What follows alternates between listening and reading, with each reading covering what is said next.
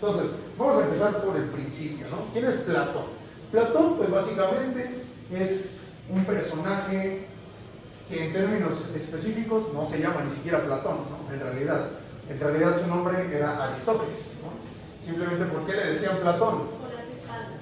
Exactamente, porque estaba durísimo, estaba ponchadísimo. Los gains que quisieras tú tener en el gimnasio eran los que tenía el mismísimo Platón, ¿no? De hecho, muchas veces se relata que cuando estaba perdiendo algún tipo de una discusión, y para abundar en su proceso mental, o sea, se ponía a hacer flexiones, ¿no? O sea, es real, ¿no? Es real. No me crees, hermano, mira, de puro dialogar conmigo mismo y llegar a situaciones esotéricas. Efectivamente, ¿no? Entonces tenemos ese aspecto para empezar, ¿no? Después de eso, ¿qué más podemos notar? A ver, Platón era hijo de nobles, ¿no? Tuvo acceso a la mejor educación que se podía tener durante la época, ¿no? En este sentido, lo que vamos a ver es que también, precisamente al haber nacido en el 424 a.C., él experimentó la guerra del Peloponeso. ¿Alguien ha escuchado más o menos de la guerra del Peloponeso? Todavía no les dan esa materia de historia mundial, ¿no? Pues ya les toca, ya no me acuerdo. Sí, deberían haber empezado con eso, según yo. Sí recuerdo, o sea, sí recuerdo haber escuchado, pero no me acuerdo mucho de nada. Okay. Sí, bueno, fundamentalmente para hacer el tema un poquito más sencillo y rápido, la guerra del Peloponeso fue un conflicto bélico que tuvo lugar entre Esparta y Atenas, ¿no? Lo que pasa es que Atenas pierde ese conflicto y pasa a quedar bajo el mando de los espartanos, ¿no? Pero dentro de Atenas lo que se establece en ese momento, después de la derrota, es el régimen de los 30 tiranos, ¿no? Se les va a nombrar de esta manera. Entonces, dentro de esos 30 tiranos da la casualidad que dos familiares de Platón quedan como mandamás, ¿no? Entonces, particularmente lo que destaca a los 30 tiranos es que le quitaron los derechos a la ciudadanía de Atenas, ¿no? Básicamente por eso es que son tiranos, ¿no? Básicamente. Precisamente Platón experimenta todo este terror que se vive, esta supresión de derechos, y entonces precisamente es que se encuentra desencantado con la política ya desde un inicio, ¿no? Después, particularmente, uno estaría inclinado a pensar que Platón se dedicaría entonces a la política, ¿no? Pero no, lo que sucede en ese proceso es que termina conociendo a Sócrates, ¿no? Que termina por ser su gran maestro, y Sócrates, digamos, incluso se llega a discutir históricamente si Sócrates en realidad existió, o si es parte de un mito que Platón elaboró para elaborar sus diálogos, ¿no? Digamos, a día de hoy pues, ya se ha descubierto que pues, efectivamente Sócrates sí fue una persona real, ¿no? Sin embargo, precisamente porque existen muy pocos documentos sobre Sócrates y su pensamiento, debido a que Sócrates nunca escribió nada, o sea, Sócrates pensaba que todo el conocimiento en realidad debería mantenerse a través de la memoria y la oratoria, ¿no? Eso era lo importante. Entonces, precisamente es que en lo que sucede es que Sócrates, precisamente como un gran filósofo y orador, se le llega a acusar por parte de este régimen de los 30 tiranos de corromper a la juventud, ¿no?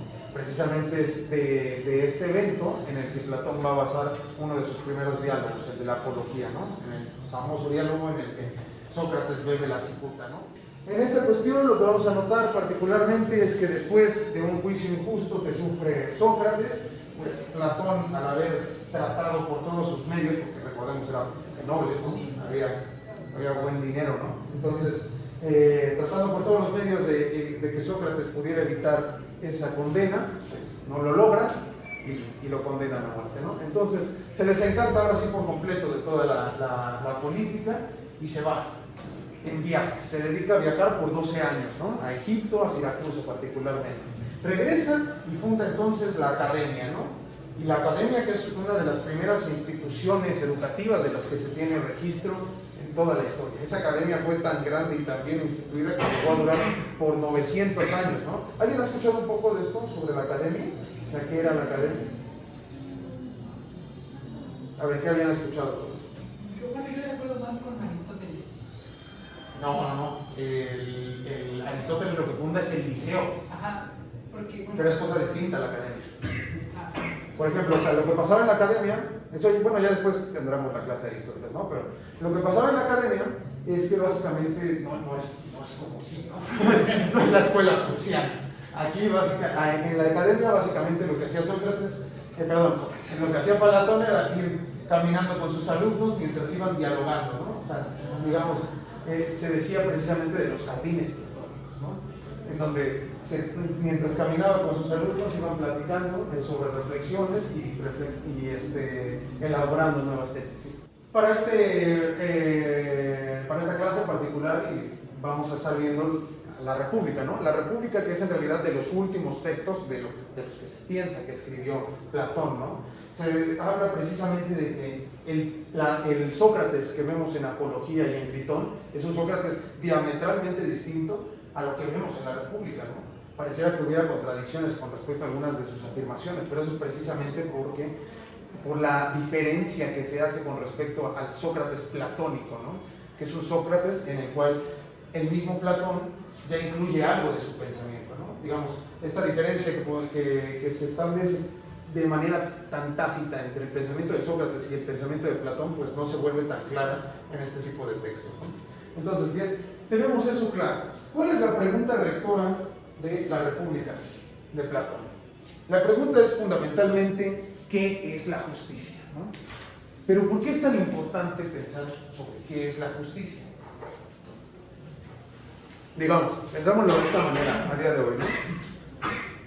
¿Cuáles son los valores en los que se fundamenta el conservadurismo a día de hoy, ¿no? ¿Cuáles son los valores que impulsa Milei? ¿Cuáles son los valores que impulsa Bukele?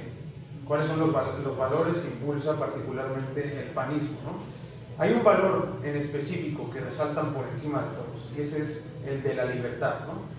Todo el mundo a día de hoy está extremadamente preocupado por ser libre. Nadie quiere que sus libertades sean cuestionadas, ni subyugadas, eliminadas, ni nada por el estilo, ¿no? Todo el mundo está extremadamente preocupado por ser libre. Pero aquí viene la primera pregunta, y el por qué es tan importante seguir leyendo a Platón a día de hoy, y particularmente este texto de la República. ¿Quién se preocupa en realidad por ser justo? ¿A quién de ustedes les preocupa ser justo en lugar de ser libre? Si es que hay una división tácita entre una cosa y la otra. Vamos a plantear esa primera pregunta, ¿no? Entonces, ¿a quién de ustedes les preocupa o, digamos, se imagina siendo justo? ¿Quién tiene un interés sensato por ser justo en lugar de ser libre? O sea, sí tengo un interés en ser justo, pero no sé si separarlo como de la libertad. Entonces, yo creo que a la par, también, okay. siento que si no soy justo, no soy libre de mis propios deseos. Ok, muy bien. Hay un buen planteamiento en inicio. ¿Alguien más tiene otra? Pues, bueno, más o menos en el primer capítulo, libro, habla sobre justo la justicia como un equilibrio del alma. Y es como el gobernar, para ser es como un equilibrio entre las partes del alma. Exactamente. Gran idea principal que nos va a plantear Platón, ¿no? En la República. El alma se gobierna de manera similar a la que se gobierna el Estado, ¿no? Hay que bregar por un estado de virtudes y no un estado de vicios, ¿no? Entonces, en este primer instante lo que vamos a tener es eso, ¿no? Hay una preocupación por la justicia. Digamos, empieza el diálogo, ¿no? Empieza un poco aburrido, para ser honesto, ¿no? Empieza un poco aburrido, ¿no? Dicen, como, pues voy caminando, me voy encontrando a mis hermanos, ¿no? Adimanto y Glaucón, que son los hermanos de Sócrates, y entonces por ahí nos vamos encontrando ya finalmente a Céfalo, ¿no? Y ahí es donde empieza la reflexión gruesa. Entonces, nos plantea Céfalo, ¿no? Que en el momento de la muerte es cuando verdaderamente un hombre se sienta a reflexionar sobre sus actos, ¿no? Un hombre o una mujer, ¿no? Pero digamos, estamos en Grecia, entonces claramente lo que piensan las mujeres no les importa mucho. Entonces, se sienta a reflexionar sobre sus actos, ¿no? Y es entonces que cuando se ve libre de injusticia en todas sus acciones, es que precisamente puede morir en calma y en paz, ¿no? Sintiéndose libre de todas estas ataduras que se pueden presentar. Para Céfalo nos va a presentar una tesis, ¿no? Que nos dice, para él la justicia consiste en no mentir, no engañar y no deber nada a los hombres y a los dioses, ¿no? Entonces nos dice que la justicia en realidad parte de un miedo a un juicio sobrenatural, ¿no? A un juicio que se nos dé en nuestra vida en el más allá, prácticamente. Entonces, ¿qué es lo que va a contestar Sócrates? Sócrates va a negar esa invalidez de la mentira y la validez de la verdad, ¿no? En un primer instante parece que fuera contradictorio, ¿no? O sea, ¿cómo va a ser justo mentirle a la gente, ¿no? Es la primera cuestión con la que nos va a resultar contradictorio decir, ¿cómo? ¿No? A mí prioritariamente me han enseñado, ¿no? No debo mentir, ¿no? Es malo mentir. Y Sócrates dice, no, tal vez a veces es bueno mentir, ¿no? Porque precisamente va a decir, a veces puede ser justo mentir y no devolver lo que no nos pertenece. Alguien que haya leído tiene el contexto de por qué plantea esta tesis. Sí, tengo entendido que, bueno, yo lo recuerdo que era que, por ejemplo, si un amigo te daba su arma y, por ejemplo, después ese amigo venía en algún estado exaltado de la pelea de nuevo, sí era justo devolvérsela, ¿no? Porque pues, obviamente no iba a ser buen uso del arma, por así decirlo. Claro. ¿Alguna otra idea por allá? No, era la misma, ¿no? Sí. Entonces, vientos, ¿no? Esa es la idea, ¿no? A ver, si tenemos el principio o la imagen de que nuestro amigo puede causarnos daño, o a sí mismo, o a otros, con sus posesiones, lo ideal es que no le demos eso, ¿no? En algunas otras situaciones puede ser que mentir sea beneficioso, no solo para nosotros, sino también beneficioso para los demás. Hay verdades que duelen mucho, ¿no? Digamos, de esa manera, ¿no? En esa cuestión, ¿no? A veces viene esa pregunta, ¿no? Con respecto a, ¿te gustaría que si te están engañando saberlo o no saberlo, ¿no? Entonces, una cuestión ahí prioritaria, digamos, de la vida, ¿no? Me gusta presentarlo de esta manera y desde el primer momento con este primer enfrentamiento que tiene Sócrates con este Céfalo, precisamente para presentar lo que es el método socrático, ¿no? Porque, digamos, en este primer momento lo que vamos a presentar precisamente es la herramienta de la mayéutica, ¿no? ¿En qué consiste esto? Básicamente un poco lo que hice yo con ustedes la clase pasada, ¿no? Cuando hablábamos de Cicerón, que les pregunté si la ciudadanía era un concepto exclusivo o universal, ¿no? Entonces, lo que sucede es que en primera instancia se plantea una hipótesis, ¿no? La primera hipótesis la plantea Céfalo, ¿no? Entonces, lo que hace Sócrates es apoderarse de la respuesta de Céfalo para plantear entonces una antítesis, ¿no? En esa antítesis lo que va a querer encontrar es la contradicción de la primera tesis que ha sido planteada por su adversario en la discusión. Acto seguido, pues va a haber una respuesta, ¿no? Hay una contrarrespuesta por parte de quien inició quien planteó la primera tesis, ¿no? Sobre esto, entonces, es que Sócrates llegará a una conclusión para demostrar que la antítesis que él plantea en primera instancia es el conocimiento correcto, ¿no? De esta manera, lo que va a utilizar es otra herramienta, la que se le denomina la ironía socrática, ¿no? Que es básicamente pretender que soy un ignorante del tema, necesito que me ilustres al respecto. Después de eso, o sea, planteamos la ignorancia, ¿no? Contestas y dices, ok, pero tal vez lo que estás diciendo es completamente contradictorio y no sabes de lo que estás hablando, ¿no? Pero como yo, Sócrates, soy tan increíblemente vasto y conocedor, pues te voy a ilustrar al respecto y demostrarte que lo que creías conocer, en realidad no lo conocías, ¿no? Entonces, bien, tenemos ese primer planteamiento al respecto de Céfalo, ¿no? Después, Polemarco nos va a dar su aproximación a lo que es la justicia, ¿no? La justicia es hacer el bien a los amigos y el mal a los enemigos, ¿no? Ahí está la primera cuestión, ¿no? Y en esto, digamos, en este primer acercamiento, puede que la mayoría de nosotros no tengamos absolutamente ningún problema al respecto de eso. Sí, suena perfectamente lógico, ¿no? Entonces, pero aquí nos va a plantear Sócrates que hay un problema, ¿no? Porque entonces nos va a decir que los hombres de bien básicamente son nuestros amigos y los hombres de mal pues son nuestros enemigos, ¿no? Pero ¿qué sucede con los que aparentan? Habíamos platicado un poco de eso en la clase de Maquiavelo ayer, ¿no? Entonces, estos que aparentan, en realidad, los que aparentan son hombres de mal y los que aparentan son hombres de bien, ¿no? O sea, quienes aparentan ser malos, en realidad, pues son buenos y viceversa, ¿no? O sea, es muy sencilla, digamos, el proceso cognitivo que está elaborando en este primer momento, ¿no? Entonces, básicamente, ¿cuál es el gran problema de esto? ¿Puede consistir la justicia en hacerle el mal a alguien más? ¿Qué nos dices el texto al respecto? ¿Alguien se acuerda de esto? ¿O qué piensan ustedes? ¿Es justo hacerle el mal a alguien más? Es que justo esto, lo que estaba pensando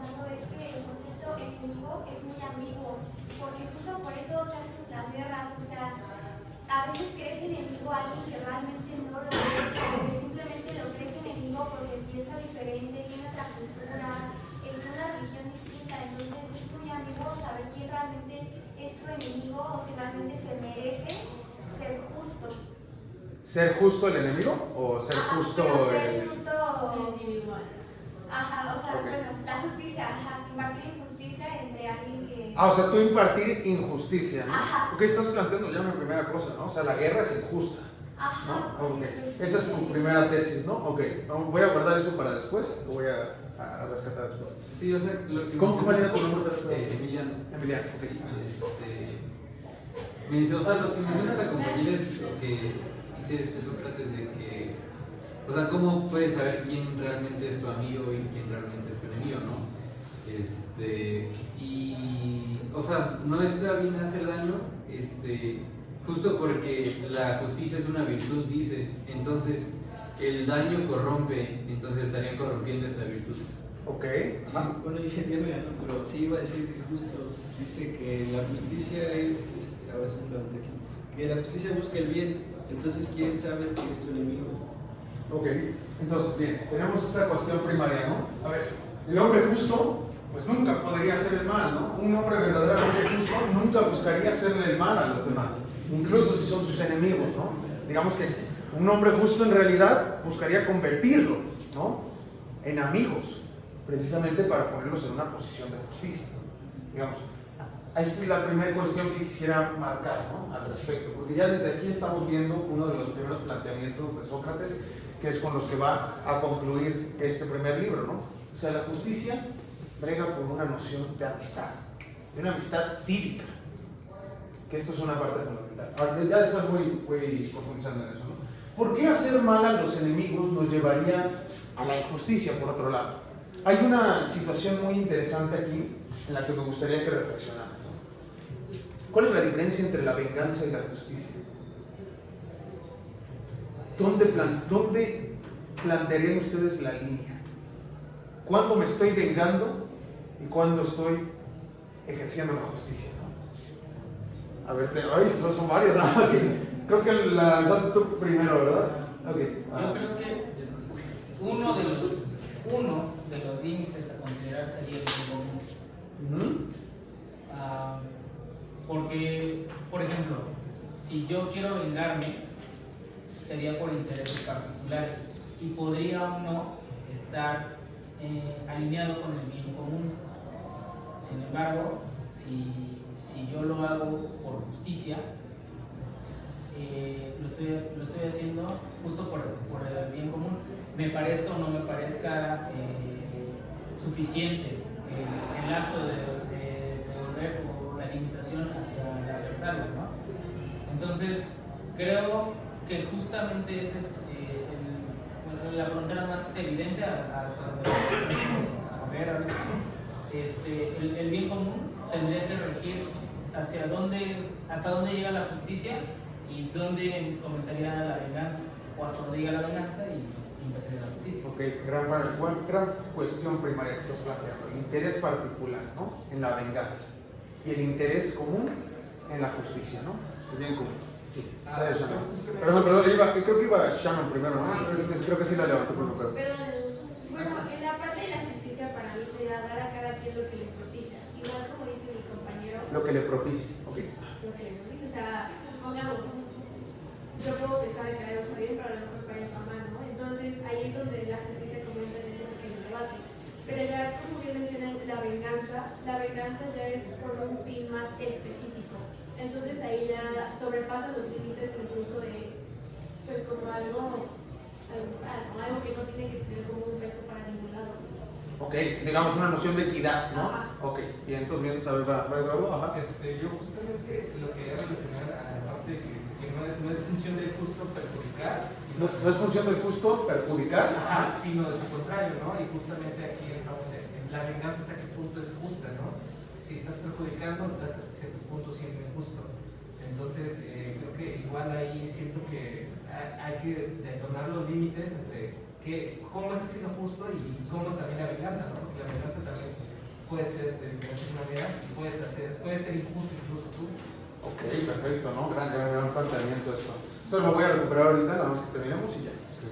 Es que igual la justicia pues parte del principio de imparcialidad.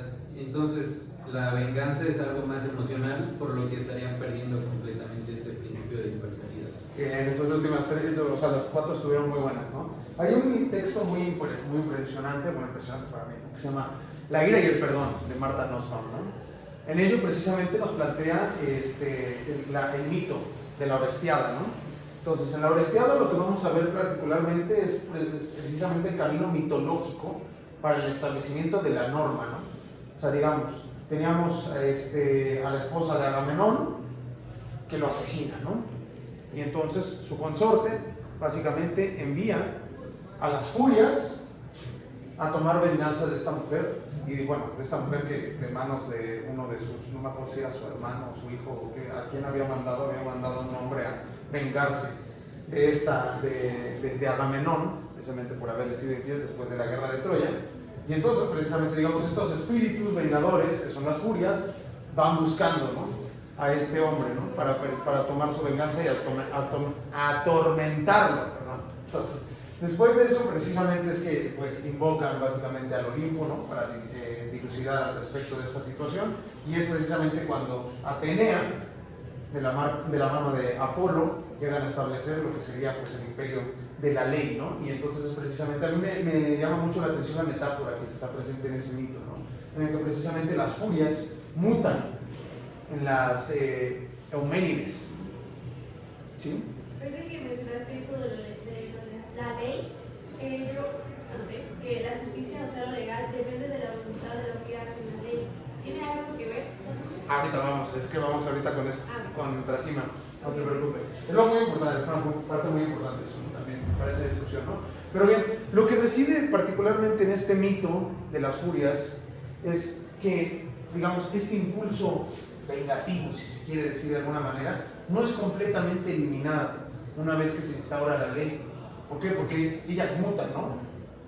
O sea, mutan en otros seres que además ya son capaces de hablar. Las furias, por otra parte, en el texto griego se utiliza el verbo like, ¿no? Cada que te intentan verbalizar, usan el verbo griego like, que significa ladrar, ¿no? O sea, digamos, como si fueran perros, ¿no? O sea, eso es lo que señala básicamente a la ira desbordada. O sea, en lugar de ser capaz de hablar, solamente ladras, vociferas, pero no puedes articular, digamos, una palabra perfectamente conformada, ¿no? Una vez que mutan en las Euménides, es precisamente que vamos a ver que ya son capaces de hablar y que se van a mantener en sintonía entonces con la ley, que va a ser precisamente ese punto, como nos señala Shannon, o sea, ese punto equitativo, ¿no?, entre este sufrimiento que se quiere infligir a la parte que nos ha ofendido y esta necesidad de venganza, ¿no?, pero sin llegar a destruir a esa otra parte, sin llegar a propiciar un daño igual al que se sufrió, ¿no? O sea, digamos, y además esa venganza, digamos, ya entre comillas, porque ya no es una venganza, como tal, ya es justicia, porque está nivelada con respecto al daño. Entonces, es precisamente que se hace a través de la norma y el respeto a la norma. Además, como bien señalaba Emiliano, va a dejar de ser parcial, ¿no? Porque la venganza, en este sentido, a partir de un interés particular, pues es parcial, ¿no? Para que sea imparcial, tiene que hacerlo un tercero y tiene que ver la limitación desde afuera, ¿no? Bien, ¿queda claro o no? Eso, ¿no? Perfecto. Bien, entonces, va muy claro toda esta situación, ¿no? Porque precisamente entonces de un camino de venganza es que nos van a surgir hombres peores, y ese no es el objetivo de la justicia, sino que el objetivo de la justicia es crear hombres mejores, ¿no? Nos va a decir y va a concluir Sócrates sobre este argumento de que Polemarco planteó, que ese es más bien un argumento de gente soberbia y ensorbecida en su propio poder. Entonces, vamos a plantear entonces la siguiente pregunta que va a orientar nuestra reflexión, ¿no? ¿Cuánto es útil el hombre justo? Yo no sé por qué le puse aquí una línea. ¿Cuándo es útil el hombre justo? ¿De qué se acuerdan un poco sobre esa cuestión? Ok, la injusticia, básicamente vamos a partir y tenemos todos conocidos que consiste básicamente en hacer el mal, ¿no? Propiamente dicho. La justicia, por otra parte, nos va a decir Sócrates que básicamente consiste en dar lo que se debe sin hacer el mal, ¿no? Y sin propiciar el daño a los demás. ¿Sí, Creo que ya lo más uno lo recuerdo que se refiere que, por ejemplo, el injusto, por ejemplo, puede robar y así, y pues realmente ser injusto puede traerle beneficios, ¿no? Mientras que la justicia en sí misma no te trae beneficios.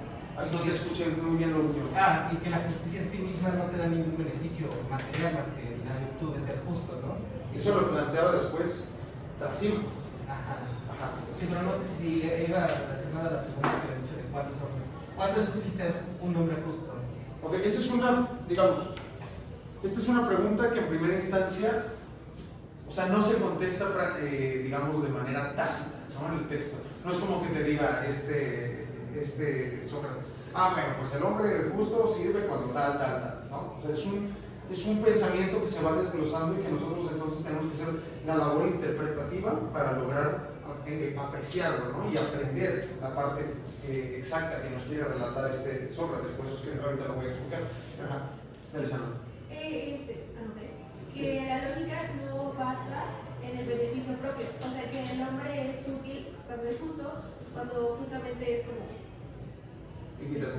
equitativo, y no basta como algo a sí mismo o hacer favor de alguien más. Pero fíjate, o sea, la pregunta es ¿cuándo? O sea, ¿en qué momento? ¿No? Entonces, para que tengan ese planteamiento, digamos, ahorita en mente, y ya después me van contestando, ¿vale? Entonces, vamos a plantear, ahora sí que va a entrar en escena el personaje más importante de todo este libro, ¿no? De este primer libro, que es Trasímaco, fundamental, Trasímaco, ¿no?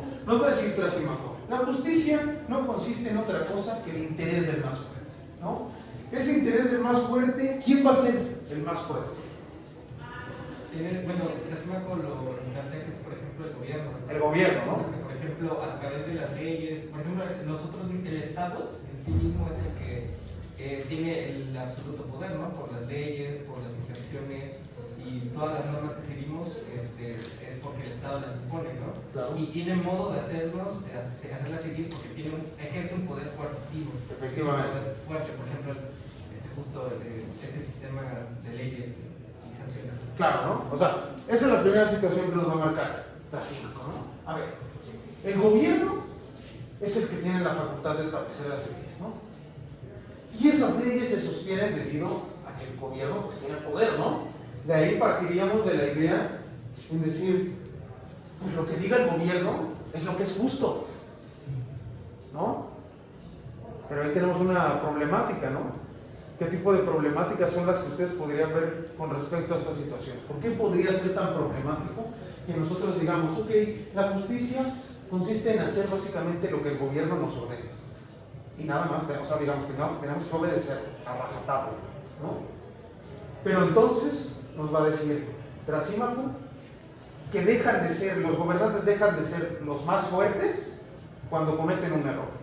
Si se equivocan, eso lo que demuestra es debilidad y que no son aptos para ejercer ninguna actividad de gobierno, ¿no?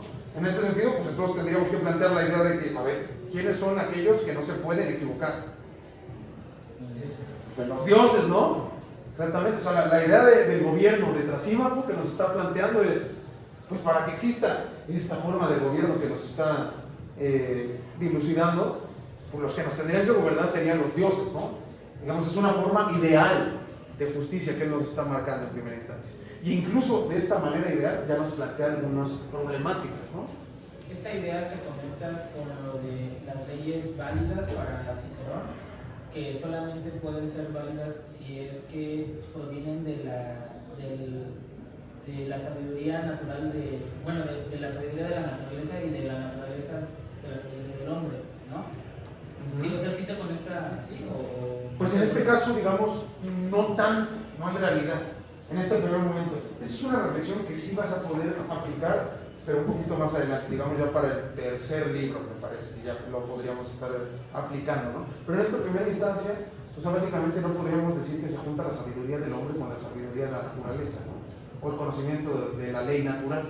¿Por qué? Porque básicamente la norma la tendría que hacer Dios para que nos gobernara adecuadamente, ¿no? Y que entonces pudiéramos plantear una lógica de obediencia perfecta, ¿no? Porque la ley en sí misma tendría que ser perfecta. Y el poder ejercido también tendría que ser necesariamente perfecto, ¿no? Esto es una de las grandes problemáticas a la que nos presenta la idea de que no podemos tener errores, ¿no? Como gobernantes. Pero ¿qué otros problemas? Hay otros problemas naturalmente que pueden surgir de ahí, ¿no? ¿Qué otros problemas se imaginan ustedes que pueden ocurrir de un planteamiento como el de Trasímaco? Pues. No, primero es que sí lo levantaste primero.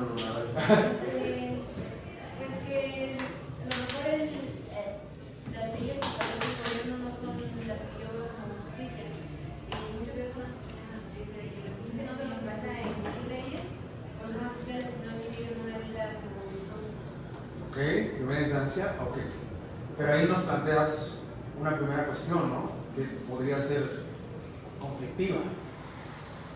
¿Qué pesa más? La concepción de la justicia, que puede partir desde el Estado o la tuya particular, ¿no? ¿Y cuál deberíamos preferir, no? La que tú tengas como una persona particular o la que parte de todos nosotros. Porque entonces ahí claramente tendremos una discordancia y se generará conflicto en primera instancia, ¿no? Ahí es una primera problemática que ahora a partir de lo que nos planteas, ¿no? Nos presenta un primer problema, ¿no? Porque digamos, en ese sentido lo que podemos decir es que esta norma que nos está planteando Trasímaco redunda en el interés del más fuerte, ¿no? Redunda en el interés del gobernante. Pero entonces tenemos un problema en primera instancia. A ver, ¿al interés de quién responden las artes? Partamos de un piso llano para que entendamos esta pregunta. Planteamos que el gobernar es un arte, ¿no? Digámoslo de esta manera. Entonces, ese arte de gobernar, ¿al interés de quién debería responder? ¿No? Entonces, vamos a tener ahí en primera instancia una dualidad que nos va a plantear Platón, ¿no? No debemos permitir que el interés del gremio, es decir, el gremio cualquiera, sea el que se sobreponga al interés del sujeto sobre el que se aplica. Digamos, y ahí es donde nos pone el ejemplo, ¿no? Cuando uno está enfermo, a ver, Miranda, vas tú. A ver, mira, cuando tú estás enferma y acudes al doctor, ¿no? Tú acudes, pues digamos, por la profesionalidad del médico, ¿no? Naturalmente. Pero entonces, esta arte, digamos, este arte de la medicina, ¿al interés de quién responde? ¿Al interés del médico o al interés tuyo como enfermo? ¿Del enfermo? Pues del enfermo, ¿no? Sí. Tendría que ser la idea. Cuando construyes una... ¿Cuál era tu nombre otra vez? Mauricio, cuando construyes una casa, ¿no? Digamos, imaginando que no estuviera tan gentrificada la ciudad. Si tuvieras la posibilidad de construir algo aquí. Cuando construyes una casa, ¿no? Vas con un arquitecto. Saben los arquitectos construir casas, ¿no? Entonces, el arte del arquitecto redunda en su interés como arquitecto o en tu interés como, digamos, persona que quiere construir.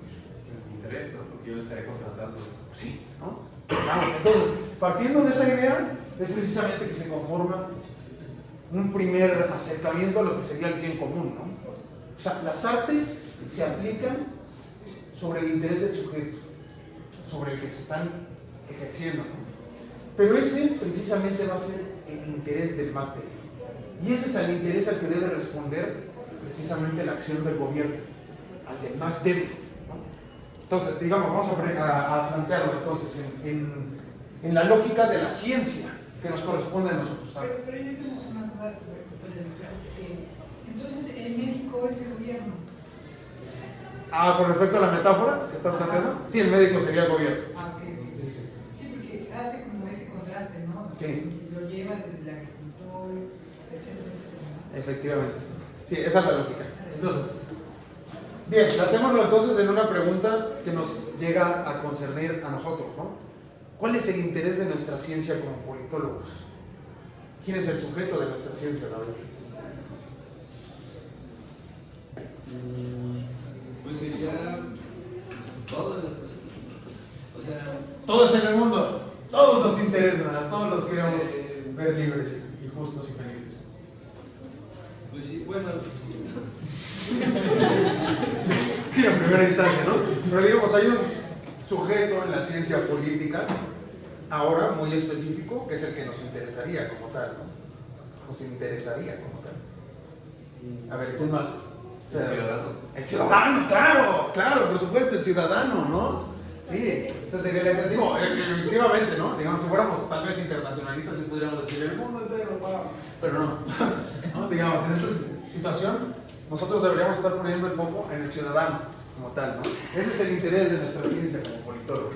Entonces, bien, Trasímaco, ya después de este planteamiento que le hace Sócrates, pues ya, ahora sí ya está energizado, ya se conectó en la discusión, ¿no?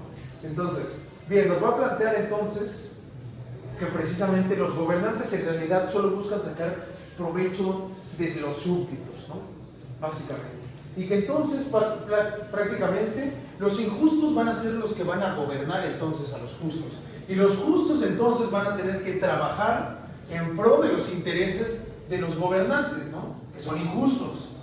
Ese es el planteamiento que nos está haciendo Trasímaco, ¿no? Entonces, Trasímaco en ese primer momento ya nos va a plantear uno de los primeros apartados de la naturaleza con respecto a la gente que es injusta, ¿no? Son conquistadores en su naturaleza, ¿no? En este sentido es que va a decir que la persona injusta sería entonces la más feliz en un sistema en el que prolifera la injusticia, ¿no? Entonces, precisamente es que nos va a plantear Sócrates que este sistema que es completamente injusto sería pues básicamente de una tiranía, ¿no? En el que se conquista todo por medio del fraude y la violencia. Entonces, precisamente es que vamos a tener que plantear una crítica y un interés diferente, ¿no? A ver, primero, ¿con qué parte quieren que vaya primero? ¿Con la crítica que hace con respecto a la injusticia Trasímaco o con respecto a cómo redundan los intereses de quienes ejercen las ciencias?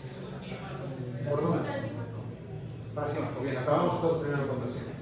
Entonces, bien, nos va a decir básicamente que va a plantear una crítica a la injusticia, ¿no? Y esto es bastante particular lo que nos plantea, ¿no? Nos va a decir que en realidad a la gente no le da miedo realizar actos injustos, sino que lo que tienen en realidad es miedo de sufrir esos actos injustos, ¿no?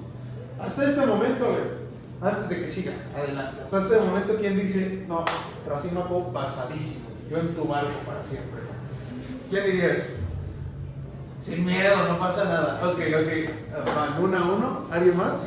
Es que sí le falta, ¿no? Porque no nada más es a sufrir injusticia, sino también al realizarla también tienen miedo de ser descubiertos y de las consecuencias que estas traen. Claro, ¿no?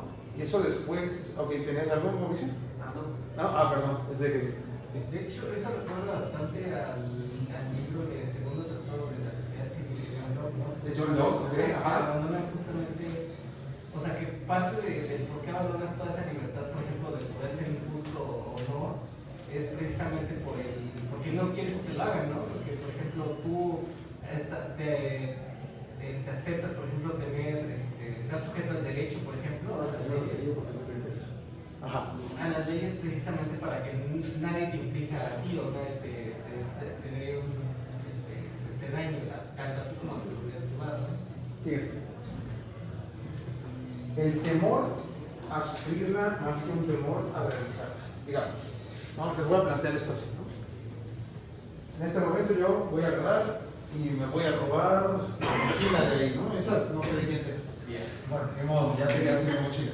Me la voy a robar, ¿no? ¿Alguno de ustedes me va a detener? Sí, eso, bien, por fin. Alguien que no está acostumbrado a vivir en la impunidad, vaya, exactamente, vaya, ¿no? Ok, vaya, ¿no? Digamos, se hace. Entonces, bien, ¿no? Sharon me detiene. ¿Pero por qué me detienes? Porque no es tuya. Ok, pero ¿por qué? ¿Qué que no sea mía? Tampoco es tuya. ¿Pero por qué se la vas a llevar? Porque quiero. No. Bien, ¿no? A ver, ese es el primer planteamiento. A ver. Si nosotros partimos de esto que nos plantea Trasímaco, tendríamos que admitir que todos somos unos perversos. ¿Por qué? Porque entonces no tenemos una dimensión de autolimitación para nosotros, ¿no? No estamos planteando que seamos capaces de asimilar la norma dentro de nosotros mismos, más que otra cosa que por temor, más que por convencimiento de que esa norma es en provecho de nosotros, ¿no? Digamos, por ejemplo, este planteamiento, ¿no? El no robar, ¿no? Que es básicamente, digamos, una ley prácticamente universal, ¿no? Respetar la propiedad de los demás, ¿no? Por ejemplo, si nosotros, digo, claramente, ¿no? Tengo miedo de sufrir las consecuencias de haberme robado la mochila de Mauricio, pues sí, puede ser, ¿no? Pero en primera instancia, puede que yo no quiera robar su mochila, ¿no? ¿No podríamos plantearnos esa dimensión en un primer momento? Es decir, hay varias acciones que en realidad yo ni siquiera me planteo hacer. Y si me las planteo, yo mismo me retraigo de ellas, ¿no? Entonces, esta es la situación, ¿no? Esa es una de las primeras problemáticas a las que nos enfrentaría Trasima. ¿O sea, estás diciendo que robas la mochila porque no tienes una mochila? No, porque quiero. Es que esa es la posición del perverso. O sea, es decir, sé que no debo, pero me da igual. ¿Sí? Como un pensamiento intrusivo. Bueno. Se podría discernir de esa manera, pero no sería el caso, sino más bien tengo la acción de poder hacer esa cosa y accedo a poder hacer esa cosa. Sin embargo, aquí el otro pensamiento es, puedo hacer esa cosa, pero no me interesa hacer esa cosa porque Pues, ¿por qué no?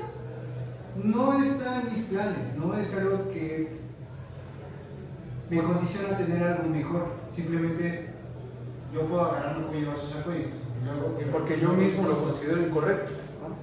Esa es la situación. Esta es la situación de la asimilación de la justicia. O sea, que yo mismo pueda asimilar el acto como incorrecto. Y no por el miedo a que alguien más actúe sobre mí, sino por el miedo a yo causarle daño al otro, ¿no? Ese es precisamente el planteamiento que tú nos hiciste al inicio, Luis. La guerra es injusta, ¿no? O sea, yo no quiero causarle daño al otro. ¿Quién es mi enemigo en realidad?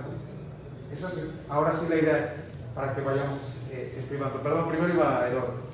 Este creo de las autolimitaciones para la de la justicia también se aplican a la libertad, ¿no? Porque, por ejemplo, en un ejemplo, así por ejemplo con esto del poder, supongamos yo tengo la libertad, podría a lo mejor irme de aquí ya directamente a la casa, ¿no? Ignorar la clase, podría hacerlo, ¿no? Y también... Como los que se fueron al IDC hoy. Y a su vez también, y bueno, aunque podría, pues decido tampoco no hacerlo, ¿no? Entonces precisamente también hay como igual supongo que la justicia también hay importantes morales, ¿no? Con la libertad que para que nos convierta en libertinaje. Efectivamente. Bien, qué bueno que lo tengas eso fuera. Así que escribe lo que acabas de decir, porque más adelante en la lectura te va a ayudar muchísimo eso que acabas de decir. Entonces aquí se podría decir que se está planteando la diferencia entre el interés particular en la justicia, o sea, el interés que redunda en injusticia, o el interés cívico o por el bien común, ¿no? Entonces, o sea, yo podría pensar, no, o sea, yo no quiero que te robes esa mochila porque eso me ayuda a sentirme más seguro de que no me van a robar a mí mi mochila en un futuro, cosas así. En vez de pensar en eso, pensar en, no, o sea, no te puedes robar la mochila porque la necesita, ¿no? Tiene cosas que no está bien para nadie, ni está bien para tu persona, ni está bien para la persona a la que te estás robando y las necesidades que conlleva esto. Exactamente, claro, ahí está. Está claro, ¿no? Ahora sí es un punto. Ahora sí, ¿quién sigue en el barco de Trasima? Y dice, me da miedo, pero yo quiero. Entonces, bien, tenemos esta situación, ¿no? Entonces, básicamente ya nos va a terminar clausurando ese argumento diciendo, la justicia no puede ser otra cosa más que una generosa tontería, mientras que la injusticia es buen consejo. Y entonces los injustos van a ser, o más bien, van a aparentar ser justos siempre y cuando tengan el poder para someter a los demás.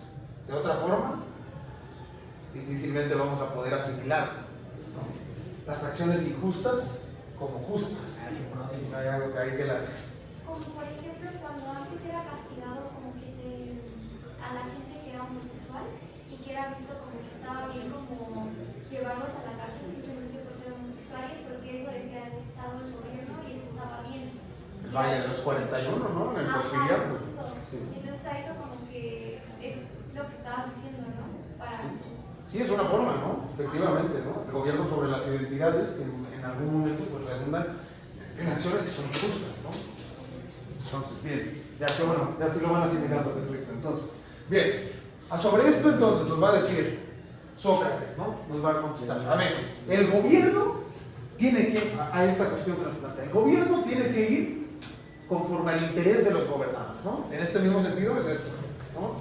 La ciencia política, ¿quién nos interesa?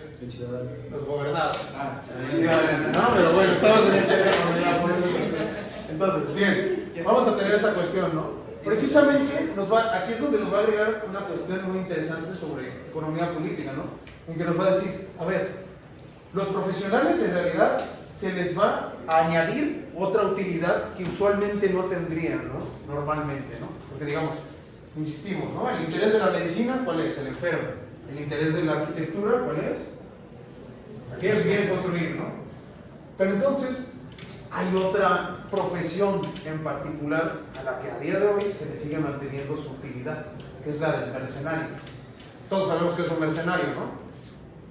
Otra vez, todos sabemos que es un mercenario. ¿Qué es un mercenario? Pues ya me dijiste que sí. No, yo no creo que sí. ¿Un comerciante? No. Es un ladrón, ¿no? Ah. No, tampoco es un ladrón. Es una persona que mata, que roba por dinero, ¿no? O sea, como por contrato. Exacto. Un asesino a sueldo, ¿no? Básicamente. Entonces, bien. Sí, no, estás perdida. Un comercial. Bien, tenemos esta cuestión, ¿no? Entonces, básicamente, a todas las profesiones, incluyendo la del politólogo, se le va a añadir la utilidad del mercenario, ¿no? ¿Por qué? Porque precisamente el mercenario lo que recibe es un salario, y su interés redunda en eso, en ser pagado, ¿no? Ese es el interés del mercenario, ¿no? Entonces, nos va a decir precisamente de qué se trata el problema de gobernar, de dónde surge toda esta teorización que nos dilucida este trasímaco, ¿no? Entonces nos va a decir, a ver, evidentemente nadie quiere gobernar. ¿Por qué? Porque gobernar se trata de remediar problemas que son ajenos, ¿no? Problemas que normalmente te darían exactamente lo mismo. La gente se está muriendo de hambre, ¿a quién le importa? La gente está robando, ¿a quién le importa? La gente está consumiendo drogas, a mí me da igual, yo no me meto drogas, ¿no? Por ejemplo. Entonces, esa es la situación, ¿no? Nos va a decir entonces que los hombres de bien, en una sociedad conformada completamente por hombres de bien, la lucha no va a ser por gobernar, sino que va a ser al revés. La lucha va a ser por no gobernar, ¿no? Entonces, ¿por qué? Porque precisamente nadie se quiere hacer a cargo de problemas que son ajenos, que no les corresponden, ¿no? Pero entonces, ¿cómo vamos a convencer a estos hombres de bien de gobernar? ¿Cómo podemos decir? Pues yo sé que no te importa, ¿no? Quizá. Pero ¿cómo puedo hacer que te importe? ¿Cómo lo harían ustedes para convencer a alguien que saben ustedes perfectamente que sería un excelente gobernante? Pues tal vez como convenciéndolo de que tal vez lo que él sufra o las cosas que él quiere lograr como bien común pueden ser logradas cuando el gobierno. Tal vez por Es un planteamiento, ¿no? Pero decir, intereses. sí, pero eso conlleva mucho esfuerzo. Y yo vivo perfectamente bien por mi propia cuenta. ¿Estás seguro? Y si te lo pido, por favor. No, está bien. Sí, Ninguna a ver, problemática. ok. ¿Alguna otra idea? A ver, papi. Una idea. Es que tendría que ser algo que lo someta. ¿Cómo lo sometería? Que lo domine, pero ¿qué idea podría dominarlo? O lo vas a golpear hasta que digas, ya está bien, órale, sí voy a gobernar. Con dinero. Con dinero. Los hombres de bien, los hombres de bien no van a querer cobrar mucho por gobernar, precisamente para que no se les vea como corruptos. Si son hombres de bien, pues te digo porfis. ¿Cómo? ¿Porfis? Sí, no, a ver, pues con la misma idea que nos planteó Cicerón en un primer momento, ¿no? Diciendo, a ver, es que si no gobiernas tú como hombre de bien, lo hará entonces un hombre de mal. Y cuando lo haga un hombre de mal, pues te va a ir perfectamente mal, ¿no? A ti, a mí y a todos los demás, ¿no? Esa es la situación. ¿Cómo nos vamos a convencer con la amenaza del castigo de ser gobernado por alguien peor que ellos, ¿no? Entonces, bien, a partir de eso entonces es que vamos a tener que plantear una diferencia, ¿no? Con respecto a cuáles son las cualidades de los hombres justos con respecto a los hombres injustos, ¿no? Porque entonces vamos a partir de lo mismo que les había dicho desde el principio. A ver, el hombre justo es naturalmente un conquistador, ¿no? Pero entonces, ¿a quién va a intentar conquistar un hombre injusto? Laura. Un hombre injusto, ¿a quién va a intentar conquistar? Pues incluso puede permitir a los justos, ¿no? Si quisiera. Ok, y nada más a los justos. No, o sea, entiendo que tal vez con los otros injustos sería igual, pero dada su capacidad de que puede tomarlo y hacer lo que él quiera, por eso dije eso. Ok, no, pero sí, es la idea, ¿no? O sea, en realidad, no, más bien con tu segundo planteamiento ibas muy bien. O sea, es decir, el injusto va a intentar conquistar a todos, porque esa es su naturaleza, la de un conquistador. Va a intentar tomar todo para sí mismo, ¿sí? Mientras que el justo, ¿qué hará? ¿A quién intentará superar? Nada más al injusto, ¿no? ¿Por qué? Porque entonces ahí es donde va a señalar precisamente Sócrates la contradicción en la que estaría cayendo Trasímaco. Sí, ahí podremos entonces hablar del carácter individual que tiene ser injusto y el carácter colectivo que tiene ser justo, ¿no? Ahí está. A los injustos les interesa tener todo para ellos mismos, en cambio a los justos les interesa que todos tengan, por así decirlo, van a tener algo para todos. Ahí está, dicho y hecho, ¿no? Y habíamos hablado también con Cicerón al respecto de la ciudad, ¿no? Que habíamos dicho que lo que la caracterizaba era precisamente un espacio destinado al uso común, ¿no? En esta situación ya es como, ahora sí ya lo vamos viendo, ¿no? Ya vamos entendiendo un poco más esa situación. Entonces, ¿cómo? Esta es la precuela. Esta es la precuela, exactamente. Esta era la precuela para esa historia, ¿no? Entonces, bien, la situación ahí es que entonces nos va a decir, a ver, el justo, precisamente por no querer superar a nadie más que a su contrario, va a ser sabio y va a tener virtud. El injusto, por otro lado, intentando conquistar a ambos, va a caer en la ignorancia y en el vicio.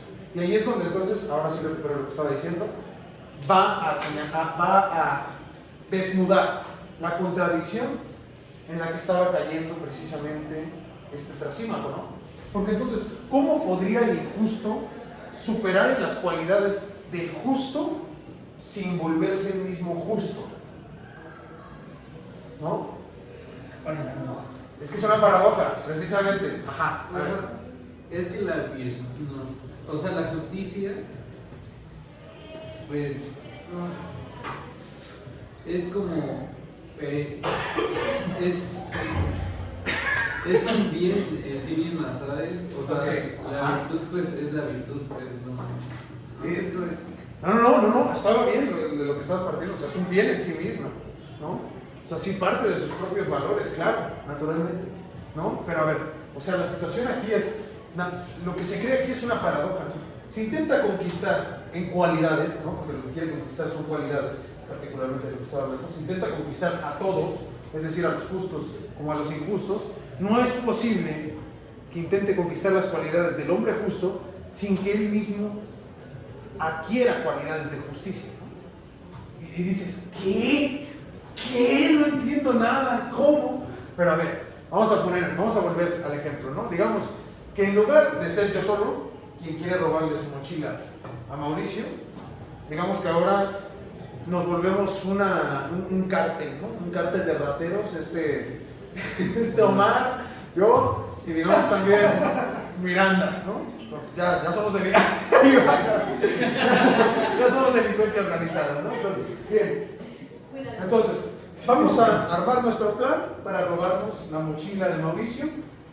Y una vez que nos hayamos robado la mochila de Mauricio, digamos, partamos de la idea que yo soy el líder, ¿no? De este cártel de mochilas organizadas, ¿no? Entonces, bien, nos robamos su mochila, nos lo llevamos. Y entonces, ¿ahora qué toca? Repartir. Repartir el botín, ¿no?